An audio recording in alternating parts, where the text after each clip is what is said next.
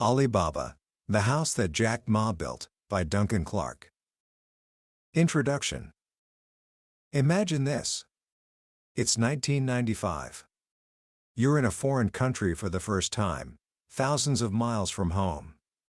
Just a few days ago, you were held against your will by a shady businessman, locked in a beach house in Malibu, and even saw a gun. You managed to escape, making a little money in a Las Vegas casino of all places, and now you've used that cash to fly to Seattle. You're penniless, a little shaken, but you're with a friend's relative who shows you something you've never seen before. He sits you down in front of a computer, and with a few clicks, he opens up a window to the entire world. It's called the Internet. He tells you, you can find anything on here. You're skeptical. You type in the first word that comes to mind, beer. Instantly, pages pop up about American beer, German beer, Japanese beer. But something is missing. You type in another word, China. Nothing. No data. It's as if your entire country, with its billions of people and thousands of years of history, doesn't exist in this new digital universe. For most people, this would be a curious observation. But for the man sitting at that keyboard, a former English teacher from Hangzhou named Jack Ma, it wasn't just an observation. It was a call to action. In that moment, seeing that gaping void where China should have been, a vision sparked to life. It was a vision that would lead him to build an empire larger than Amazon and eBay combined, culminating in the biggest stock market launch in history, a staggering $25 billion IPO. This is the story of Alibaba, but more than that, it's the story of the man behind it. A man who failed his college entrance exams twice, got rejected from dozens of jobs, including one at KFC, and was told he wasn't smart enough or tall enough to succeed. A man they called Crazy Jack. Today, we're going to dive into Duncan Clark's incredible book, Alibaba, The House That Jack Ma Built. And my promise to you is this: by the end of our time together, you will understand the three pillars that hold up this empire, what Jack calls his iron triangle. But more importantly, you'll discover the mindset of a man who saw a world that didn't exist and decided to build it himself. This isn't just a business story. It's a lesson in persistence, vision, and the kind of madness that changes the world. Book summary. Our story doesn't begin in a fancy boardroom or a Silicon Valley garage. It starts in the 1970s, in a city called Hangzhou, known for its beautiful West Lake. This is where a young boy named Ma Yun, who the world would later know as Jack, started his first real business. He was just a teenager, but he had a burning desire to learn English. So every morning, before dawn, he would ride his bicycle for 40 minutes to a local hotel, just to offer free tours to foreign tourists. For 9 years, rain or shine, he was there, practicing his English and learning about a world far beyond the confines of post-revolutionary China. It was during this time that he met a family from Australia, the Morleys. They became his pen pals, correcting his English in letters sent across the ocean. This friendship would change his life. They invited him to visit Australia, his first time ever leaving China. He later said, "Everything I'd learned in China was that China was the richest country in the world. When I arrived in Australia, I realized it was totally different. I started to think you have to use your own mind to judge, to think." That trip opened his eyes. The Morleys even helped him buy his first apartment. It was a simple act of kindness, but it planted a seed in Jack's mind about the power of global connection. But the world didn't exactly roll out the red carpet for him. He struggled in school, especially with math. He failed his college entrance exam, the JCAL, twice, once scoring an unbelievable 1 out of 120 on the math section. He applied for jobs everywhere and was rejected time and again. He even tells the story of how he applied to be a police officer and was told, "You're no good." He and 23 others applied for a job at a newly opened KFC, 23 were hired. He was the only one rejected. Think about that for a moment. How many times can a person hear no before they give up? For Jack, it seems there was no limit. He finally scraped by on his third attempt at the college exam and was admitted to what he called a third or fourth class teacher's college. He became an English teacher, earning a meager salary, but he was a natural. He had a gift for communication, a kind of showmanship he likely inherited from his parents, who were performers of a traditional Chinese storytelling art called Pingtan. He was a beloved teacher, but he felt a pull towards something more. In the early 90s, China was opening up, and the spirit of entrepreneurship was in the air. Jack decided to start a small business on the side, a translation agency he called Hope. It was a struggle. The rent was $300 a month, but his first month's income was just over $20. To make ends meet, he started selling flowers, books, and even plastic carpets on the street. He was a long way from becoming a billionaire. Then came the trip that changed everything. The government of a nearby county needed an interpreter to help settle a dispute with an American company over a highway project. They sent Jack to the United States. This is where our story began. The deal was a bust. The American partner was a crook, and Jack found himself in a dangerous situation, even being held in a Malibu beach house against his will. He managed to get away and made his way to Seattle. And it was there, in 1995, that he first laid his hands on a computer keyboard and saw the internet. He typed beer and saw results from all over the world. But when he typed China, he found nothing. It was a void. An empty space. And in that empty space, Jack didn't see nothing. He saw everything. He saw an opportunity. He returned to China a changed man, carrying not a highway deal, but a computer and an idea. He quit his teaching job and, with a friend, started his second venture, China Pages. It was an online directory for Chinese businesses, a way to fill that void he had discovered. The problem? Almost no one in his city had internet access. He was selling a service that his customers couldn't even see. He would take their company information, mail it to his contacts in Seattle to be uploaded, who would then mail back printed screenshots of the live web pages. He would then present these printouts to his clients and say, "Believe me, you're online." For 3 years, he said, people treated him like a con man. Worse yet, a powerful state-owned telecom company saw what he was doing, copied his idea, and essentially forced him into a joint venture where they held all the power. They took control, and Jack's ideas were constantly voted down. He described it as being a blind man riding on the back of blind tigers. He had lost control of his own creation.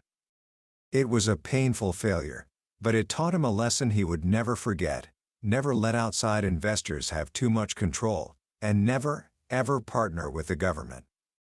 He vowed to lead with wisdom and vision, not capital. Defeated but not broken, Jack moved to Beijing to work for a government ministry, helping them build their own trade websites. It was a safe job, but he was miserable. He was a fish out of water, watching from the sidelines as the first wave of China's internet entrepreneurs, the founders of Sina, Sohu, and NetEase, were becoming famous, inspired by the rise of Yahoo in America. It was during this time that he had a fateful encounter. His government department asked him to act as a tour guide for a visiting executive from America. That executive was Jerry Yang, the co-founder of Yahoo. Jack took him to the Great Wall, and a photo of them together would later become an important symbol of Jack's early connections to the global internet scene. But Jack knew his destiny wasn't as a government employee. In late 1998, on that same Great Wall, he gathered some of his most trusted colleagues and plotted his return. He was going back to Hangzhou to try one more time. This time, it would be different. On a cold day in February 1999, Jack gathered 17 of his friends and his wife, Kathy, in his small apartment in the Lakeside Gardens complex. The moment was so important to him that he had it filmed. In the flickering video, you can see him, a small man with an enormous presence, pacing back and forth, passionately laying out his vision. He told them, "Our competitors are not in China, but in Silicon Valley." He wanted to build an international website that would last for 102 years, spanning 3 centuries. The goal was to connect China's millions of small businesses, the shrimp, as he called them, with the rest of the world. He drew inspiration from his favorite movie, Forrest Gump. "American B2B sites are whales," he said. "But 85% of the fish in the sea are shrimp-sized. I've seen many making money from shrimp." He asked them to pool their money. They scraped together about $60,000.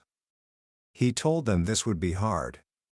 "Today is brutal," he said, using one of his favorite lines, "Tomorrow is more brutal, but the day after tomorrow is beautiful. However, the majority of people will die tomorrow night." He promised them that if they succeeded, what they would gain was not just this small apartment, but 50 apartments like it. They all put their money in. They worked day and night, sleeping on the floor, living on instant noodles. To keep morale up, Jack drew from his love of kung fu novels, giving everyone nicknames from the legendary warrior tales of the author Jin Yang. Jack's own nickname was Feng Qing Yang, a reclusive and unpredictable swordmaster who trains young heroes.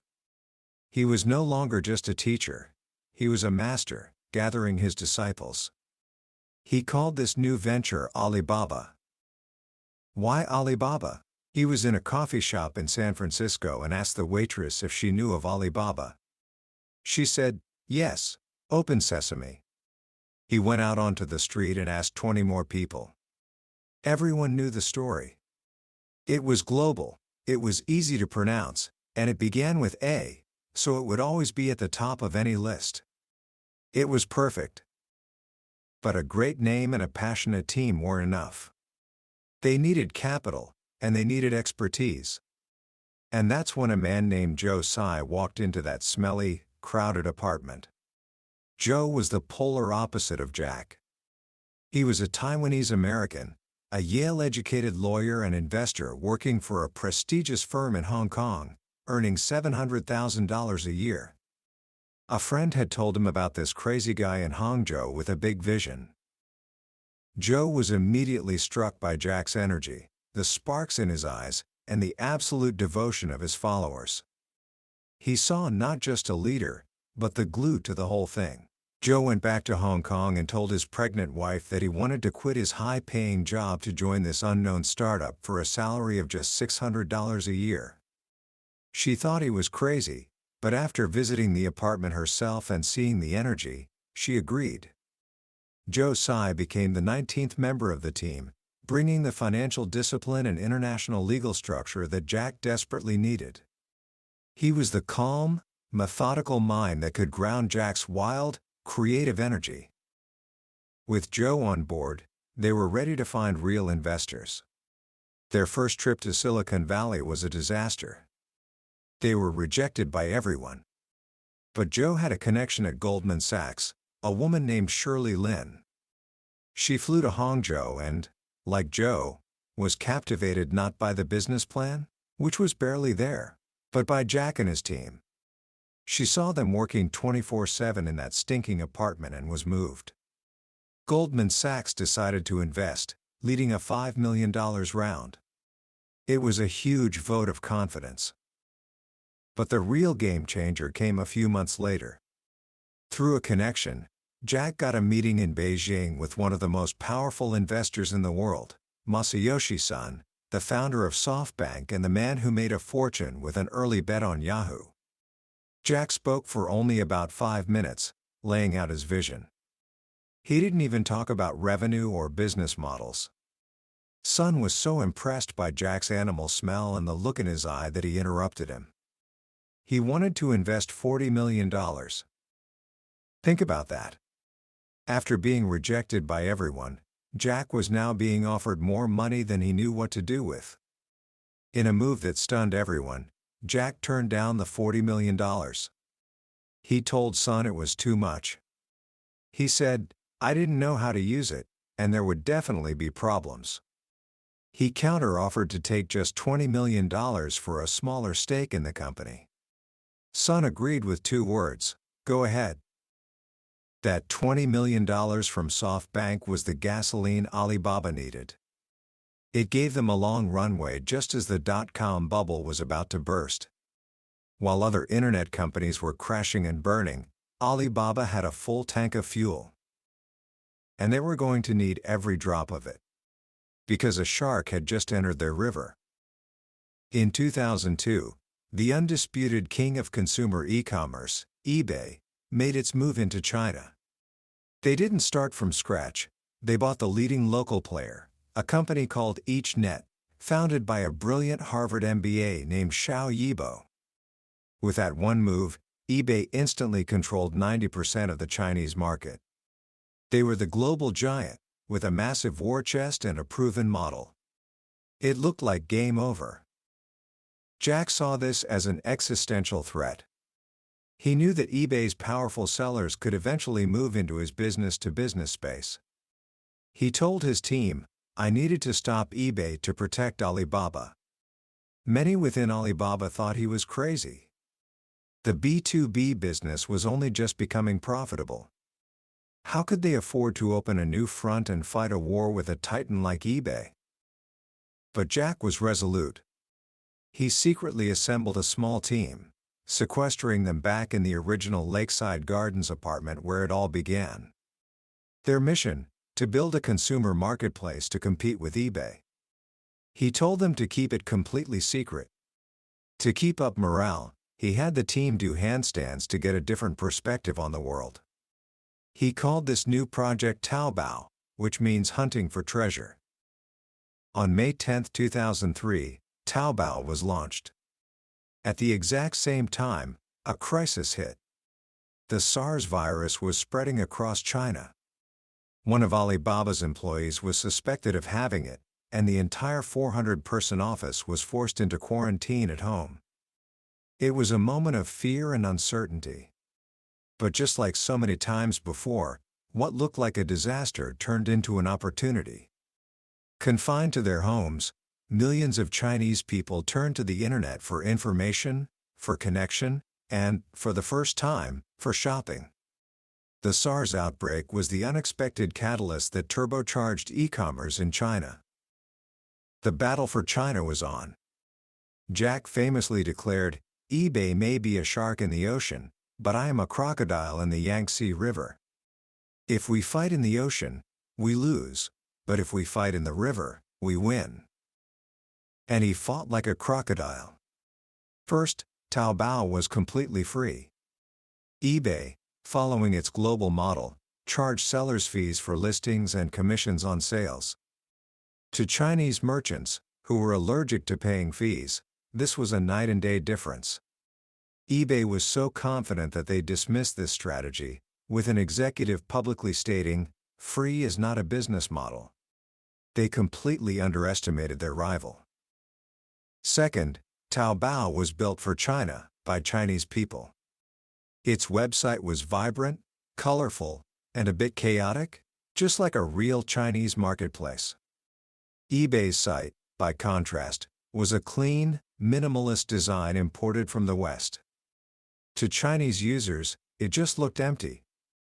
Taobao also introduced a chat tool called Ali Wang Wang, allowing buyers and sellers to haggle and build relationships in real time, just like they would in a physical store. Communication, Jack understood, was the bedrock of commerce.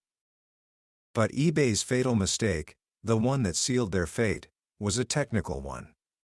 In 2004, in a bid to standardize their global platform, eBay's executives in San Jose decided to migrate the Chinese website's servers from China to the United States. The result was catastrophic. The site became incredibly slow for Chinese users, plagued by delays and timeouts. Every change, even fixing a typo, had to go through a bureaucratic train seat system in California and could take weeks or months. Taobao, by contrast, was nimble and could adapt to the market in hours. eBay was a jumbo jet trying to land in a schoolyard, and it was crashing. The final piece of the puzzle was payments. Jack knew that trust was the biggest hurdle in e-commerce. People were afraid to send money to a stranger online. So in October 2003, just 5 months after launching Taobao, Alibaba rolled out Alipay. It was a simple escrow service. The buyer's money was held by Alipay and only released to the seller after the buyer confirmed they had received the goods and were satisfied. It was a revolutionary act of trust building. It was so primitive at first that customers would fax their bank slips to the office to be manually confirmed. But it worked. It solved the single biggest point of friction. By 2005, Taobao had overtaken eBay in market share. eBay, the unbeatable shark, had been defeated by the crocodile in its own river. They quietly packed their bags and left China, leaving the entire market to Jack Ma. With eBay gone, Alibaba was the undisputed king. But now Jack had a new problem: his biggest shareholder, Yahoo. The relationship, once friendly, had soured after Jerry Yang was replaced as CEO by the famously abrasive Carol Bartz, who had no patience for Jack's style. Tensions simmered for years, with Jack wanting to buy back Yahoo's stake and Yahoo refusing to sell. This tension boiled over in 2011 with the Alipay controversy. In a move that shocked the investment world, it was revealed that Jack had transferred ownership of the incredibly valuable Alipay out of Alibaba Group and into a separate company that he personally controlled. Yahoo and SoftBank cried foul, claiming they hadn't approved the transfer. Jack's defense was that he had no choice. The Chinese government was issuing new regulations for online payment companies that required them to be domestically owned, and if he didn't act, Alipay would have been shut down. It was a he said, she said battle played out in the media. Was Jack saving the company, or was he taking its most valuable asset for himself? The book suggests it was a brutally pragmatic move to navigate a murky regulatory environment while also gaining leverage over his foreign shareholders. The dispute was eventually settled, but it underscored the immense power Jack now wielded. After years of difficult negotiations, Alibaba finally struck a deal in 2012 to buy back half of Yahoo's stake for over $7 billion. Jack was finally master of his own house again. The stage was set for the biggest IPO in history. When Alibaba Group went public on the New York Stock Exchange in September 2014, it raised a record-breaking $25 billion. The company was valued at over $230 billion, more than Amazon and eBay combined. The English teacher who was rejected by KFC was now one of the richest men in the world. So, how did he do it? The secret lies in what Jack calls the Iron Triangle, the 3 pillars that support the entire Alibaba ecosystem. The first is e-commerce. This isn't just one website, it's a universe. You have Taobao, the sprawling bazaar with over 9 million small storefronts, where you can find everything from a new car to a vial of bottled farts. It's free for everyone, making its money from advertising. Then you have Tmall, its more polished sister site, which is like a high-end shopping mall for major brands like Nike, Apple, and even Burberry. Unlike Amazon, Alibaba holds almost no inventory. It's a platform, a digital landlord for the world's largest virtual shopping mall. The second is logistics. Every day, tens of millions of packages are generated by Alibaba's sites. But Alibaba doesn't own a single delivery truck. Instead, it has orchestrated a massive network of over a dozen private courier companies through a joint venture called Know, which means rookie. Know doesn't deliver packages, it delivers data. It's a smart logistics platform that coordinates the entire ecosystem, telling millions of couriers where to go, optimizing routes, and ensuring that the 467 million packages generated on a single day like Singles Day actually get delivered. And the third, most crucial pillar is finance. This is Ant Financial, the parent company of Alipay. What started as a simple escrow tool to build trust has become a financial behemoth. Alipay is a virtual wallet for hundreds of millions of people, handling 3 times the volume of PayPal. You can use it to pay your utility bills, buy train tickets, or even invest your spare change in a massive money market fund called Bao, or leftover treasure. Ant Financial is now moving into lending, credit ratings, and even banking, with its own internet-only bank called MyBank. Just as Alibaba exploited the inefficiencies of traditional retail, it is now disrupting the slow, state-owned banking system. E-commerce, logistics, and finance. These 3 pillars, all built on a foundation of data, are interconnected. They feed each other, creating a powerful, self-reinforcing ecosystem that is incredibly difficult for any competitor to challenge. Today, Jack Ma is more than a CEO. He's a global icon, a folk hero in China who shares the stage with presidents and movie stars. He's now turning his attention to what he calls the 2 H's, health and happiness. He's investing billions in healthcare, environmental protection, and entertainment, including film studios, with the goal of making Alibaba the biggest entertainment company in the world. But his journey is far from over. The bigger Alibaba gets, the more complex its challenges become. It faces fierce competition from rivals like Tencent, with its dominant WeChat social platform. And it must navigate a delicate, ever-shifting relationship with the Chinese government, which is both a partner and a potential threat. Jack has a famous mantra for this: fall in love with the government, but don't marry them. From a boy by Westlake offering free tours to a titan of global commerce, Jack Ma's story is a testament to the power of a singular vision. He didn't have the best education, the most money, or the best technology. As he once said, "The reason Alibaba survived was because we didn't have any money, we didn't have any technology, and we didn't have a plan." What he had was a deep understanding of people, an unshakable belief in the power of the underdog, and a touch of something special. A touch of Jack magic. Commentary. As we step back and look at this incredible story, it's easy to get lost in the staggering numbers, the billions of dollars, the hundreds of millions of customers. But I think the most powerful lessons from Jack Ma's journey are far more human. First, there's the profound lesson about failure. Think about the young man who was told no at every turn. Rejected by Harvard, rejected by KFC, laughed at for his crazy internet ideas. Most people would have given up.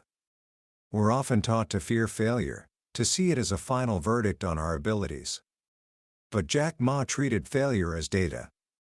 It wasn't a judgment, it was just a result. He collected those rejections not as scars, but as stepping stones. He didn't let them define him. He let them fuel him. He proves that success is not about avoiding failure, but about having the resilience to stand up one more time than you fall down. The second lesson is about the power of a clear and simple philosophy. Jack's mantra, customers first, employees second, shareholders third, sounds almost heretical in a world obsessed with quarterly earnings. But it was his North Star. By focusing relentlessly on creating value for his customers, the small shrimp, he built an ecosystem that became so powerful, so indispensable, that the profits naturally followed. He understood that a business is not a machine for making money, it's a system for creating value. If you create enough value for enough people, the money will find you. This is a timeless principle that so many leaders forget. And finally, there's the lesson about vision. When Jack first saw the internet, he didn't just see a new technology. He saw a way to connect his world with the rest of the world. He saw a tool to empower the powerless. His vision was never just about building a company, it was about building a community, an ecosystem. He wasn't just selling products, he was selling trust, connection, and opportunity. This is what separates a great entrepreneur from a merely successful one. A successful person builds a business. A great one builds a future. So, what can we take from this? For anyone starting out, feeling like an underdog, I think there are 3 simple actions inspired by Jack's journey. 1. Start teaching. Jack was an English teacher, and he never stopped. He taught his team, his customers, and the world about his vision. You don't need to be an expert to teach. Just share what you know. By helping others understand something, you clarify it for yourself, and you build a following of people who believe in you. 2. Find your void. Jack's journey began when he saw that China was missing from the internet. What's missing in your world? What problem isn't being solved? What group of people isn't being served? Don't look for the next big idea. Look for the next big problem, the next big void. Your greatest opportunity might be hiding in that empty space. 3. Practice intelligent optimism. Jack faced brutal setbacks, but he always believed the day after tomorrow would be beautiful. This wasn't blind optimism. It was a deep-seated belief in his own resilience and the power of his team. Believe in the possibility of a better future, but be prepared to fight through the brutal days to get there. That was a summary of Alibaba, The House That Jack Ma Built by Duncan Clark. We've journeyed through the incredible highs and the challenging lows of one of the most fascinating entrepreneurs of our time. But let me be honest with you. A summary like this is like looking at a photograph of a great adventure. You can see the landscape, but you can't feel the wind or smell the air. The real magic of this story is in the details, the human moments, the subtle lessons woven into every chapter. This summary is your map, but the book itself is the territory. If anything we've talked about today has sparked your curiosity or inspired you, I encourage you to grab a copy. Reading it isn't just about learning the history of a company, it's about experiencing the journey of a man who reminds us that our beginnings don't have to define our endings. The link to the book is in the description below. Also, if this journey has brought you some value today, a simple click on the like button and a subscription to the channel would mean the world. It tells us we're on the right track and ensures you won't miss our next deep dive into another world-changing book from the billionaire's bookshelf. Let's keep learning and growing together.